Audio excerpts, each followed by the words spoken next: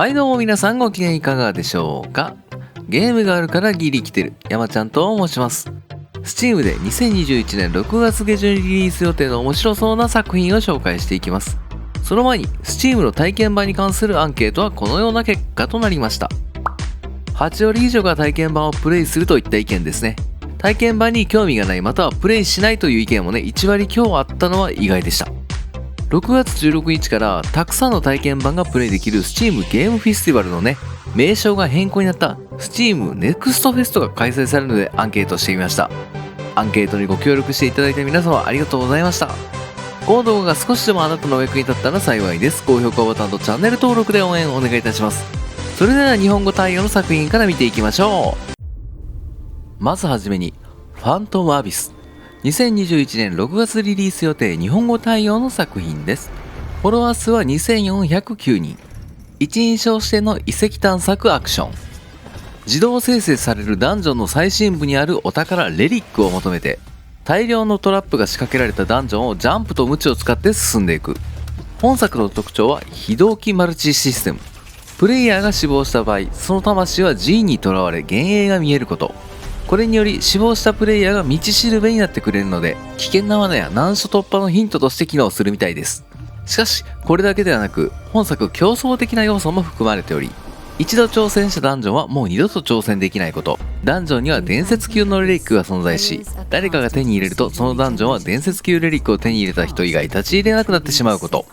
過去の亡霊を見ながら安全に進むのか、危険を冒してでもいち早くレリックを手に入れるために進むのか、一発勝負の手に汗握るアクションゲーム。またダンジョンの途中で手に入れたお宝を祭壇に捧げることで能力のアップグレードも可能。ダブルジャンプや無知の長さが延長されたりダンジョン攻略の手助けになりますね。トラップだらけの危険なダンジョンを使用せずに誰よりも早く最新部のお宝を手に入れるかを競う遺跡探索アクション。ファントムアビスは2021年6月リリース予定日本語対応の作品です。ルナズフィッシングガーデン、2021年6月16日リリース予定日本語対応の作品です。フォロワー数は653人。まったりスローライフ系庭作りサンドボックス。主人公の少女キャッシーはある日狐の精霊ルナの所有する島で目を覚ます。キャッシーは精霊ルナから世界で最も大きい庭を作るという仕事を任せられることになるといった物語。船に乗って魚を釣ったり島でバナナやパイナップルを育てたり動物のお世話したりして庭を大きくしていく。時間制限もなくまったりスローライフを楽しめる作品ですね。ルナズフィッシングガーデンは2021年6月16日リリース予定日本語対応の作品です。レッドソルティス2サバイバーズ、2021年6月17日リリース予定日本語対応の作品です。フォロワー数は 15,727 人。8人コープ対応のサバイバルストラテジー。生物兵器ウイルスストロールによる脅威に対抗するためタスクフォースセロを率いて強大な敵と戦いながら治療法を探るといった物語。ゲームシステムは斜め見下ろし視点のリアルタイムストラテジーで、プレイヤーはサイバーネットで強化された兵士エグゼキューターとなり様々なミッションに挑んでいく。メインミッションは15種類以上とサイドミッション20種類以上あり、プレイ時間も最低で20時間以上とのこと。ミュータントを捕獲研究して新技術を獲得と新しいテクノロジーを調査しスキルをアップグレード。武器と戦闘の組み合わせで幅広いカスタマイズが可能です。また各ミッションでは6つのクラスを編成する必要があり、アサルトソルジャー、デモリッション、ヘビーサポート、スナイパー、メディック、スカウトをうまく編成してチームを勝利に導く。また本作はソロプレイのほか最大8人でのコーププレイにも対応。力を合わせて惑星を救うために共に戦いましょう。レッドソルティス2サバイバーズは2021年6月17日リリース予定日本語対応の作品です。ローグブック、2021年6月17日リリース予定日本語対応の作品です。フォロワー数は4324人。デッキ構築型ローグライクゲーム。本作は2017年にリリースされたファイリアというカードゲームと世界観を共通する作品で、マジック・ザ・ギャザリングのデザイナーが参加しているのも特徴です。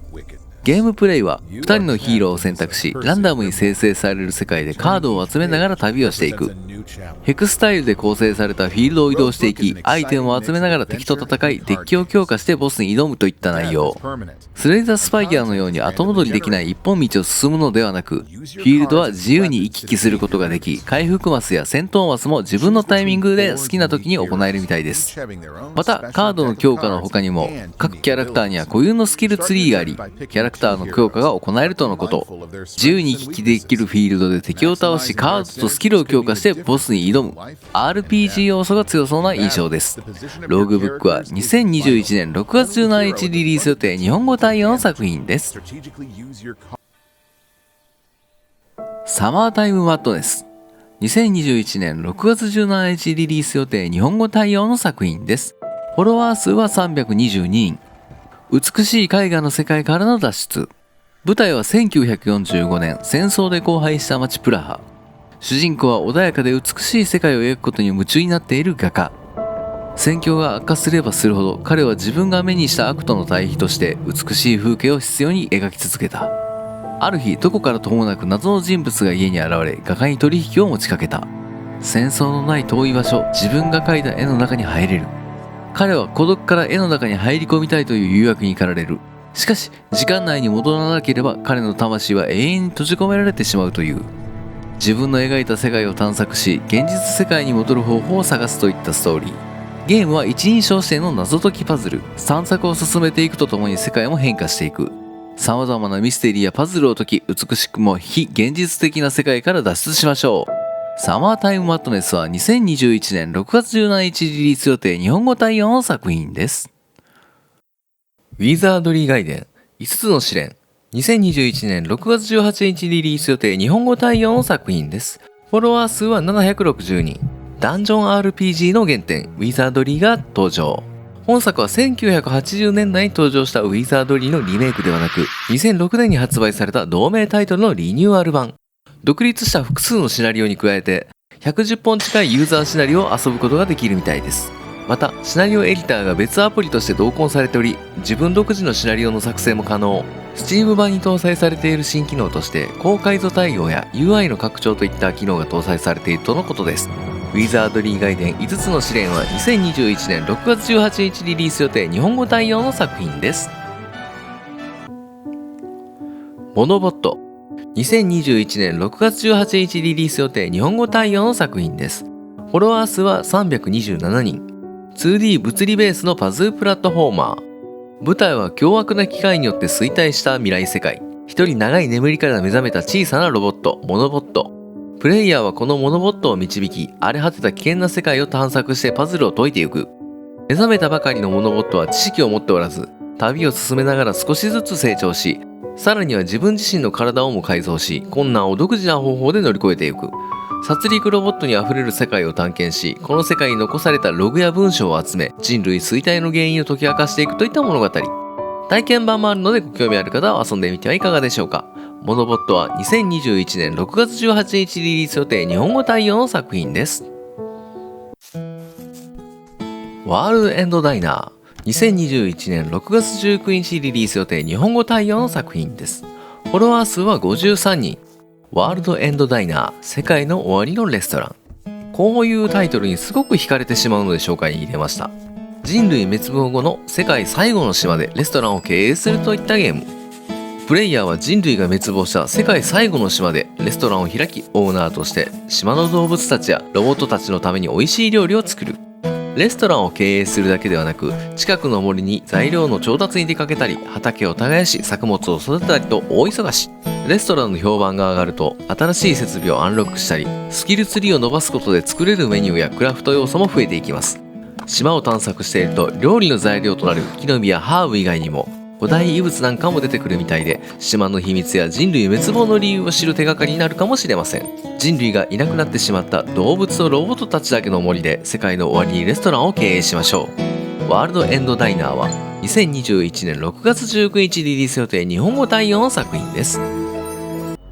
インダストリー・オブ・タイタン2021年6月21日リリース予定、日本語対応の作品です。フォロワー数は52,495人。土星を舞台にした SF マチ作りシム。2020年4月にエピックゲームストアでリリースされた作品。日本語は未対応のようです。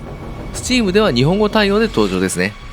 プレイテストに申し込んでデモ版をプレイしましたが、日本語対応していました。舞台は人類が太陽系に進出し、土星の第6衛星タイタンに入植を果たした未来。プレイヤーは土星の衛星タイタンに工業都市を建設する企業の CEO となって、資源採掘、生産、物流ラインを整え、労働者や研究者の住みやすい街を作り上げ、衛星タイタンを巨大な工業惑星にするといった物語。またタイタンの利権の争いは激しく、ライバル企業による巨大戦艦での襲撃もあるので、遊撃用戦闘機などの防衛手段も考えなければなりません。工場経営、都市建築、都市防衛とやることは多そうですが、かなり手応えのある作品に感じますね。インダストリー・オブ・タイタンは2021年6月21日リリース予定、日本語対応の作品です。迷路探偵ピエール・ラビリンスシティ、2021年6月22日リリース予定、日本語対応の作品です。フォロワー数は1040人。絵本が原作のパズルアドベンチャー。国産の絵本迷路探偵ピエールをゲーム化した作品。世界30カ国で翻訳されヒットを記録しているとのこと。このゲームを調べていて、私はこの絵本を初めて知りました。プレイヤーは探偵ピエールとなって、盗んだ迷路ストーンで街を迷路にしてしまった怪盗 X を追いかけるといったゲーム内容。怪盗 X を追いかける道中、ユニークで個性的な人と交流、動く動物やオブジェクトなど絵本では得られないゲームプレイを楽しむことができます。100個以上のミニパズルゲームと収集可能なアイテム、バラエティに富んだマップと様々なプレイ要素。ユニークな手書き風話、イラストを楽しみながら細かく描かれたこの迷路の世界を満喫しましょう。迷路探偵ピエール・ラビリンスシティは2021年6月22日リリース予定、日本語対応の作品です。アレックス・キッド・イン・ミラクル・ワールド・デラックス、2021年6月22日リリース予定、日本語対応の作品です。フォロワー数は2104人。セガの名作が Steam で復活。私はこの世代の人間ですが、正直アレックス・キッドで初めて聞きました。本作は1986年にセガマーク3向けとして発売されたアレックス・キッド・ミラクル・ワールドを元に、最新のグラフィック、操作感、キャラクターの流動的な動きなどを一新。追加ステージも用意されているとのことです。ゲームプレイ中に当時を再現したグラフィック、8ビットモードと完全 HD グラフィックスを切り替えることもできるみたいです。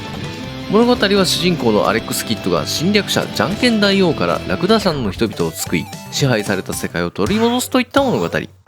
オリジナルの世界観を継承しながらも、新たな敵や乗り物が登場、より直感的な戦闘機能を備え、新しく改良されたボス戦の仕組みなど、今までにないミラクルワールドを楽しめそうですね。アレックス・キッド in ミラクルワールドデラックスは2021年6月22日リリース予定、日本語対応の作品です。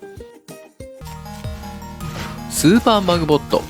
2021年6月23日リリース予定、日本語対応の作品です。フォロワー数は595人。磁力を使って飛び回る 2D プラットフォーマー。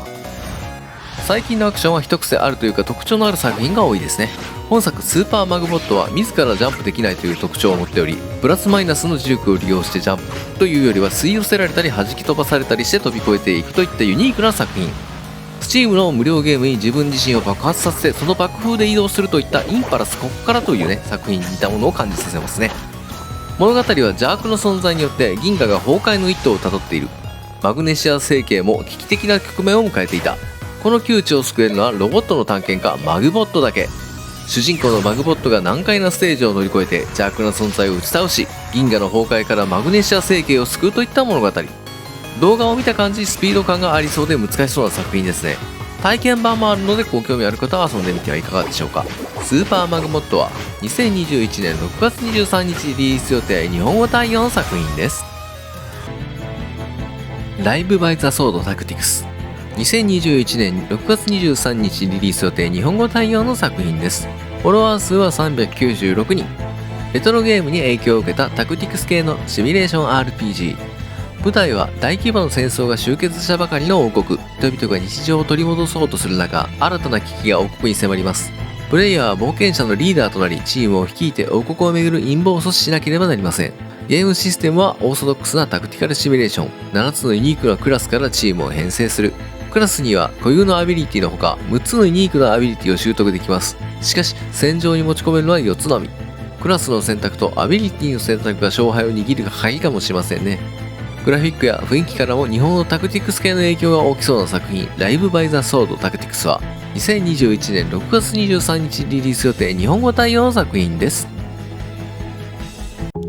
レゴビルダーズジャーニー2021年6月23日リリース予定日本語対応の作品です。フォロワー数は1094人。レゴブロックを使ったパズルアドベンチャー。主人公となるキャラクターを特定のゴールまで導くといった作品です。フィールド上にあるレゴブロックをうまく利用して足場を作ってあげればキャラクターが移動します。これを繰り返しゴール地点まで誘導する。美しく描かれたレゴの世界を楽しみましょう。レゴビルダーズジャーニーは2021年6月23日リリース予定日本語対応の作品です。フォールーンナイツ2021年6月24日リリース予定日本語対応の作品です。フォロワー数は212人。近未来が舞台な剣術アクション。主人公は円卓の騎士ランスロットの子孫49代目ランスロット。物語は円卓の騎士が見つけた聖杯の恩恵により急速に文明が発達した世界。平和が訪れた都市ネオユートピアでテロリストから狙われたある情報を守るべく立ち向かうといった内容です。どことなくロックマンテイストな本作。ハイスピードで繰り広げられる剣術アクション。攻撃だけではなく受け流しからの武装解除などもできるみたいです。敵ボスを倒す、または武装解除させて無力化するなど、ランスロットの行動により物語の結末も変化するマルチエンディングシステム。初見殺しの要素が多いみたいでかなり難易度は高そうです。オールーンナイツは2021年6月24日リリース予定日本語対応の作品です。はい、ここからは日本語未対応の作品の紹介です。ポリスシミュレーターパトロールオフィサー2021年6月18日リリース予定日本語未対応の作品です。フォロワー数は3630人。パトロール警官体験シミュレーター。アメリカの架空の都市ブライトンでパトロール警官となって日々の業務を体験。スピード違反の切符切り、交通事故の処理から指名手配犯の追跡まで業務の内容は様々。独自の交通システムで事故や事件は突如ランダムに発生するので臨機応変に対応しなければなりません。地道な仕事をこなしていくと新たなエリアや任務、警察車両などがアンロックされます。ゲームモードはリアルな警官の業務を体験するシミュレーションモードと気軽にパトロールするカジュアルモードの2種類が用意されており、将来的にはマルチプレイの要素なども追加されるみたいです。さあドーナツを食べながらパトロールに出かけましょう。ポリスシミュレーターパトロールオフィサーは2021年6月18日リリース予定日本語未対応の作品です。ダンジョンズ&ドラゴンズダークアライアンス2021年6月23日リリース予定日本語未対応の作品です。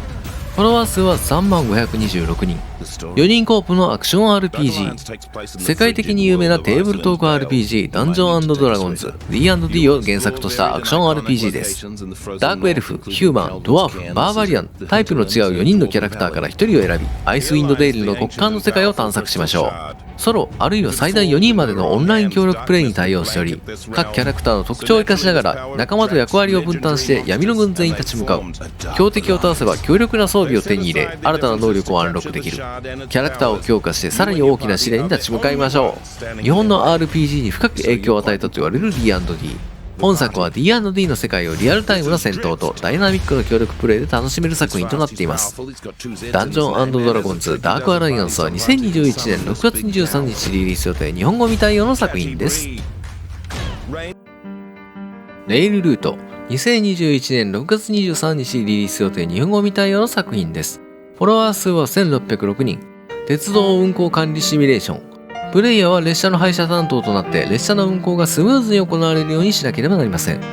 交通量をコントロール、独自の線路網を構築し最適化して拡大していく。新しい駅までの線路を建設し列車契約を受け入れて鉄道ネットワークをアップグレードしましょ